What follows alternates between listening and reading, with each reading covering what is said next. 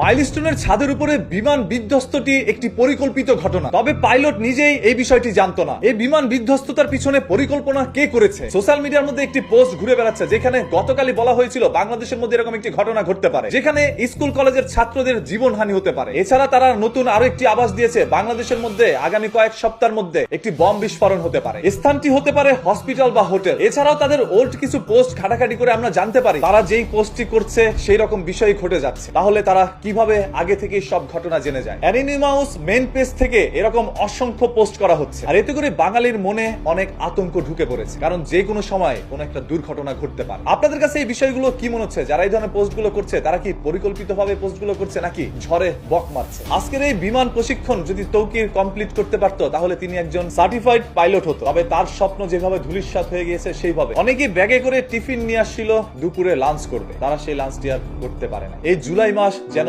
একের পর এক মানুষের জীবন কেড়ে নিচ্ছে। আর এরকম একটি ঘটনা ঘটার ফলে আগামীকাল আমাদের পুরো দেশে রাষ্ট্রীয় শোক দিবস পালন করা হবে। এই দেশকে অস্থিতিশীল করার জন্য কাদের হাত রয়েছে? এছাড়াও গত 3 দিন আগে বাংলাদেশের সরকার জাতিসংঘের একটি অফিস বাংলাদেশে দেওয়ার জন্য পারমিশন দিয়েছিল। তবে অন্যদিকে বাংলাদেশের কেউ চাচ্ছে না জাতিসংঘের একটি অফিস বাংলাদেশের মধ্যে হোক। আর এই বিষয়টা যেন মানুষের নজরের মধ্যে না থাকে, এই জন্য পরিকল্পিতভাবে এরকম কোন ঘটনা ঘটাতেও পারে। গতকালকে বাংলাদেশের একজন নাগরিক এরকম একটি পোস্ট করেন, যে পোস্টটিও আজকের ঘটনার সাথে অনেকটাই মিলে যায়। তাহলে কি এই সম্পূর্ণ বিষয়টি পরিকল্পিতভাবে ঘটানো হয়েছে? সকল তথ্য পেতে চ্যানেলটি সাবস্ক্রাইব করে রাখুন।